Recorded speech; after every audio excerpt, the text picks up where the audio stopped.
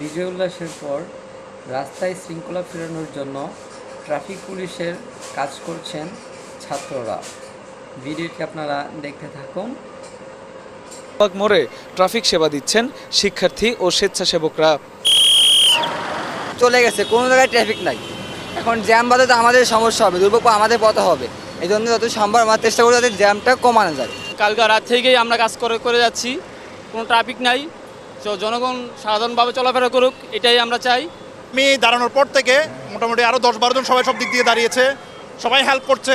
তবে একটা দিন মনে গেতে আছে, একজন খুব গালি দিয়ে গেল আমাকে। ওভারঅল সবাই হেল্প করতেছে, কোঅপারেট করতেছে। আমাদেরকে লোকজন পানি খাওয়াচ্ছে, আমার কাছে এখনো দেখেন ক্যাক পরে আছে, যে ক্যাকে যে হাতে বোতল পানি, এগুলো পেমেন্ট, ভালোবাসা, সবাই সেলুট দিচ্ছে, অনেক পেমেন্ট পাচ্ছি ভাই। এটা টাকা দিয়ে তো পেমেন্ট তো হবে না।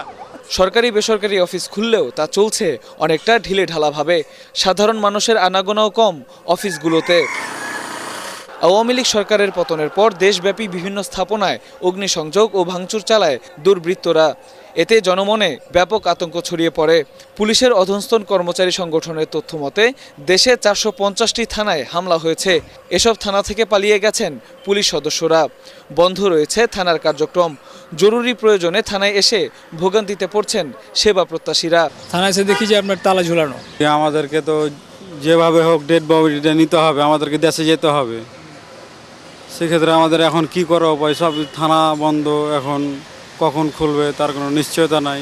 কয়েক জায়গায় গেছি, এখান থেকে ডিবি অফিসে গেছি, সকালে আসছি, এখানে কাজ হয় নাই, ভাবলাম যে ডিবি অফিসে যাই।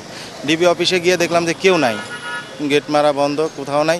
তো পাশেই ডিবি অফিসের পাশেই একটা দেখলাম যে ইসের কোনো পুলিশ কর্মকর্তার কার্যালয় আছে, সেখানে গেলাম, সেখানে কথা বললাম।